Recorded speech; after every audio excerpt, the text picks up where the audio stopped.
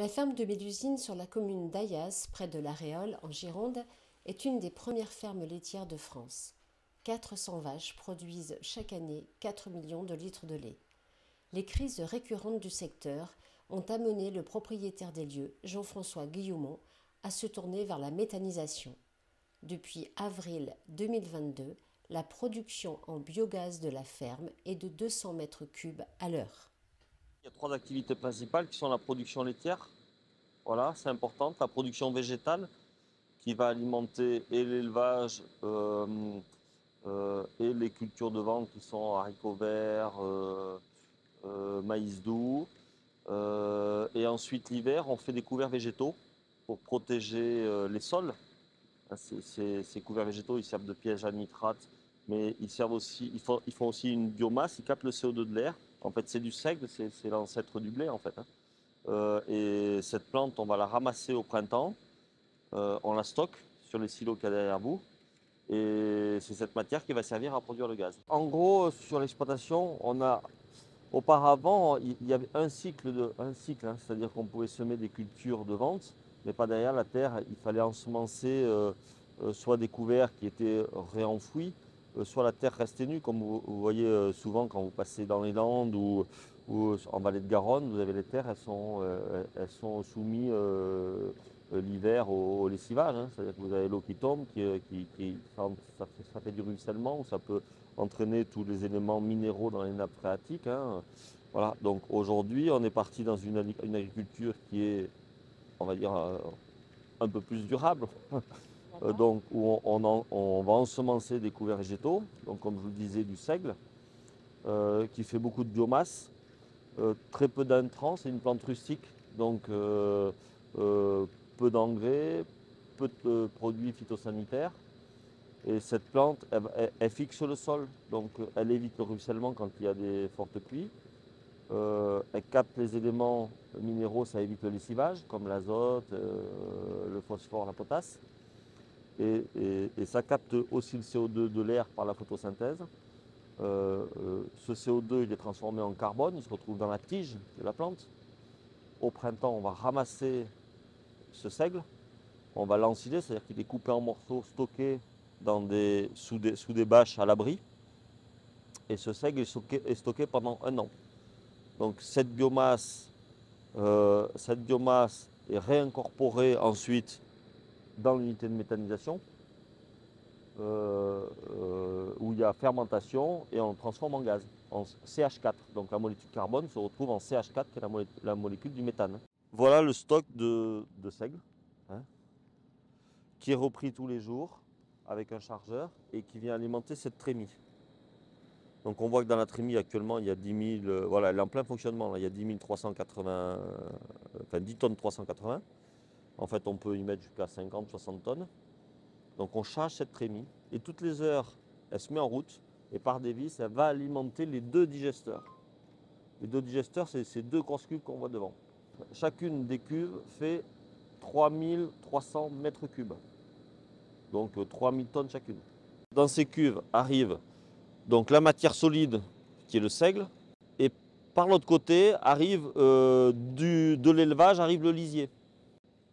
Par la fermentation, on va produire du gaz à partir du lisier, où on va récupérer la partie méthane du lisier, et on va faire fermenter le seigle, où on va aussi produire du méthane. Voilà. Donc la digestion dure 80 jours. La matière arrive par en haut. Elle met 80 jours pour descendre, être digérée. Et ensuite, par effet de trop-plein, la matière digérée s'en va dans les 2 cuves de stockage béton qu'on a vu derrière, qui ne sont pas tout à fait finies. Chacune des 2 cuves en béton, elles font chacune 7500 mètres cubes. Et on stocke 6 mois. Voilà. Une fois que c'est digéré, ça s'appelle du digestat. Le digestat, on ne le vend pas. Le digestat, c'est en fait le sous-produit de la digestion des matières végétales ou des lisiers des bovins. Donc ce digestat, ça a une valeur agronomique. C'est-à-dire qu'on va récupérer tout ce qui est l'azote, le phosphore et le potasse, et on va s'en servir comme engrais pour réamender les sols. Donc au printemps, on va épandre tout ça avant les semis de printemps. Et à l'automne, on revide nos cuves pour amender les cultures d'hiver. Voilà. Et par ce biais, on ne met pas, au moment du semis, on ne met pas du tout d'engrais de synthèse. Ça s'est fait par étapes. Moi, je suis ingénieur agroalimentaire de formation. Mon père était agriculteur, ma mère infirmière. Donc j'ai toujours eu cette fibre-là. J'ai travaillé 10 ans dans l'industrie, où j'étais directeur d'usine.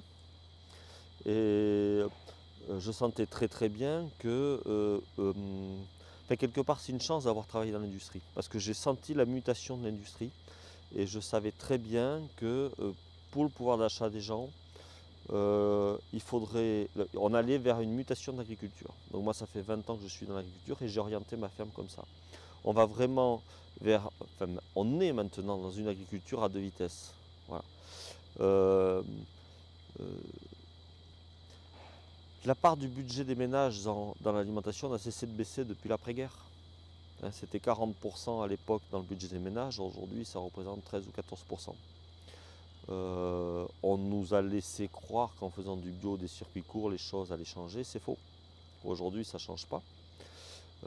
Les gens, ils veulent toujours mieux manger, mais à pas plus cher. Voilà. Donc c'est ce qui explique aujourd'hui la chute du bio cette année avec la hausse des prix. Donc ça ne changera pas. Les gens, ils ne vont pas changer leur mode de vie, ils ne vont pas arrêter de partir en vacances, ils ne vont pas arrêter d'acheter des téléphones portables pour leurs gamins. Donc l'agriculture, l'alimentation restera la variable d'ajustement du budget des ménages. C'est-à-dire que quand arrive 20 du mois qu'on n'a pas de sous, on va à Lidl, on achète au moins cher. Donc ça ne changera pas, excepté pour une élite ou des gens qui ont vraiment une certaine conviction du pouvoir d'achat, qui veulent se faire plaisir et qui vont faire certains choix. Mais aujourd'hui, cette agriculture, on va dire différenciée, ou cette alimentation différenciée, c'est 7%. 93% de l'alimentation, c'est de l'alimentation à pas cher de grande surface. Voilà. Donc les agriculteurs, ils sont condamnés à s'adapter. Donc soit ils s'adaptent, soit ils disparaissent. C'est ce qui se passe. Surtout dans un monde où tout est mondialisé, en fait. Hein. Parce qu'aujourd'hui, rien n'empêche le consommateur d'aller acheter sa brique de lait sans même en connaître l'origine. Donc aujourd'hui, la moitié du lait qu'on trouve en grande surface vient de fermes usines qui viennent d'Espagne ou d'Allemagne, dans des fermes où il y a des milliers de vaches. Voilà. C'est ce qui explique le déclin de l'agriculture française, entre autres de la filière laitière ou de d'autres filières. Donc, si vous voulez, j'ai donné une orientation à cette ferme dans ce sens-là. Il y a une diversification qui s'est présentée, c'est la production de gaz. Ce sont les énergies renouvelables et je crois beaucoup en l'agriculture pour la captation du carbone. Alors le coût d'une installation comme ça, c'est un investissement de 7,5 millions d'euros. Pour que les banques suivent, il y a plusieurs critères. D'abord, il faut que le projet soit bien ficelé financièrement. C'est-à-dire qu'ils répondent aux critères de rentabilité aujourd'hui fixés par les banques. C'est-à-dire l'apport en capitaux propres, le taux de rentabilité. Hein, au cas où il y a des pannes durables, la banque elle va être sûre que son remboursement soit là. Ensuite, il y a un autre critère, malgré tout, qui est important, c'est que une banque elle veut savoir aussi à qui elle a affaire. C'est-à-dire que vous pouvez avoir un projet bien ficelé, mais s'ils ne sentent pas la personne, ils peuvent y aller à marche arrière. Voilà. Alors, outre l'aspect financier, etc., tout ce qui peut être sur le papier, après, c'est aussi toute la partie administrative, toute la partie construction, suivi des travaux, des équipes, etc. Il faut savoir bien s'entourer, bien se faire épauler par des cabinets d'études, etc. Mais c'est aussi lourd. Hein. La méthanisation, c'est un complément qui se marie bien avec l'élevage, parce que ça permet de récupérer les lisiers, d'en récupérer le méthane, et par ce biais, ça fait un élevage qui est plus propre, parce qu'on émet moins de méthane dans l'atmosphère. C'est ce qu'on peut reprocher aux ruminants, c'est qu'ils émettent du gaz à effet de serre. Donc on en récupère une partie. Donc on va dire que ça se marie bien. Seulement, on ne peut pas gagner d'un côté pour boucher le trou financier d'autre chose. Enfin, on va dire que ça ne tient pas la route. Voilà. Donc aujourd'hui, on sort un petit peu du sujet de la méthanisation. Mais si l'élevage, on veut qu'il continue, je ne vais pas dire ici, mais plutôt en France, il va falloir un autre système de fixation du prix du lait. Comme ça s'est fait par exemple sur les produits labels sur les poulets, c'est-à-dire que euh, euh, on apporte une garantie de marge à l'éleveur du poulet. C'est-à-dire que s'il y a une hausse de l'aliment, il y a une hausse du prix du poulet. Et l'éleveur, il est sûr qu'il peut gagner sa vie. Voilà. Aujourd'hui, le prix du lait, c'est un contexte mondialisé où le prix du lait, il est basé sur des index de produits industriels qui sont vendus aux Chinois. Donc, si les Chinois ils mangent moins de beurre, le prix du lait se casse la figure en France. Enfin, on va dire aujourd'hui, on marche sur la tête. Donc, en fait, ce qui est en train de se passer, c'est qu'on est en train de casser la filière laitière comme on a déjà cassé la filière industrielle française. Et aujourd'hui, on est en train de se retourner et de dire ah ben mince, on n'a plus d'industrie en France, c'est ce qui fait vivre les Français, on a tout délocalisé. Ah ben oui, mince, trop tard. C'est ce qui est en train de se passer sur la filière laitière. Aujourd'hui, on est en train de tout casser. Donc demain, il n'y aura plus de lait en France, il n'y aura plus de yaourt, etc. Ça viendra soit de l'étranger, soit il n'y en aura plus dans les rayons. C'est pas plus compliqué que ça. Voilà. Et pour le gaz, si vous voulez, le gaz, on le vend à Gaz de Bordeaux. Euh, Ça, c'est un autre paramètre que j'ai oublié de vous dire qui sécurise les banquiers, c'est que c'est un prix qui est bloqué sur 15 ans, indexé sur l'inflation. Donc, il y a une garantie de marge, si vous voulez. C'est-à-dire que moi, si mes prix de production, comme ils sont en train de le faire aujourd'hui sur le gaz, ils augmentent, je peux le répercuter sur mon prix du gaz. Donc, je sais où je vais. Okay. C'est pas casse-pipe, quoi. Parce que sinon, les banques ne suivent pas. Si vous ne pouvez pas emprunter 7,5 millions d'euros sans savoir le prix du gaz, si vous avez le prix de vente de 6 mois après. Le prix du lait, c'est ça. Le prix du lait, on n'a pas de visibilité à plus de 3 mois. Tous les 3 mois, le prix du lait peut être mis en cause.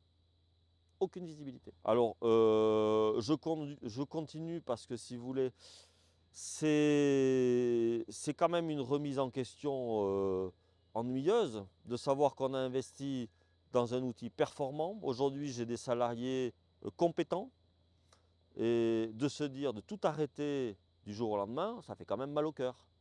Mais cette décision, si je dois la prendre, je la prendrai. Ouais. Voilà. Aujourd'hui, moi, je ne me considère pas, si vous voulez, comme... je me considère aujourd'hui comme un chef d'entreprise, quoi. Donc s'il y a une activité qui ne marche pas, que c'est durable, qu'on n'a pas de visibilité, que nos acheteurs ils ne voient pas, ils ne changent pas, à un moment donné, il y a bien des décisions qu'il faut prendre. On peut pas aller au casse-pipe.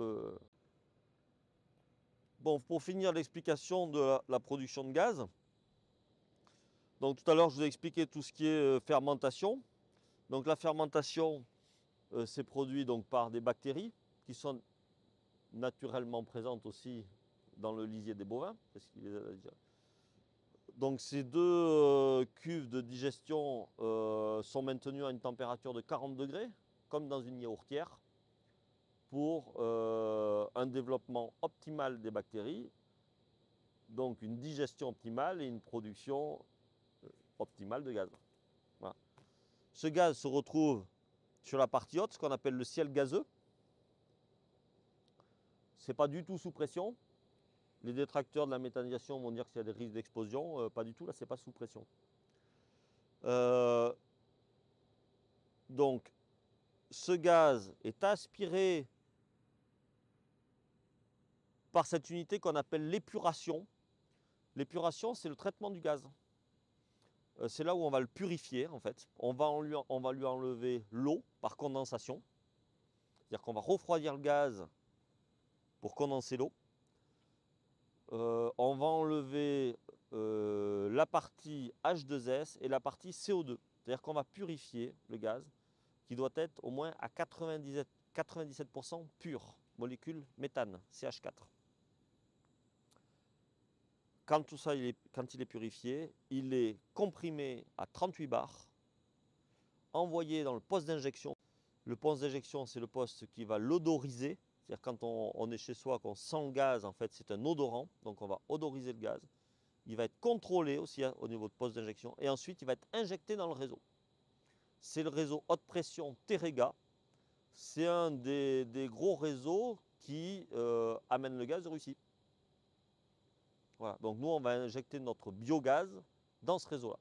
Et ce réseau, donc il alimente Il alimente les grandes villes ou en fait le sud-ouest, hein, voilà. Donc les villes de proximité, La Réole, Marmande, et il va sur Bordeaux. Et tous ceux qui sont raccordés au réseau gaz de ville euh, consomment du gaz qui vient de Russie. Ce qu'il y a, c'est que aujourd'hui, on est dans un changement où les exploitants, ou en fait, où on va dire les revendeurs de gaz, hein, comme Gaz de Bordeaux, GRDF, etc., cherchent à être moins dépendants de ce gaz russe et cherchent à développer une part toujours plus croissante de biogaz. Donc dans le sud-ouest, il commence à y avoir quelques unités de méthanisation.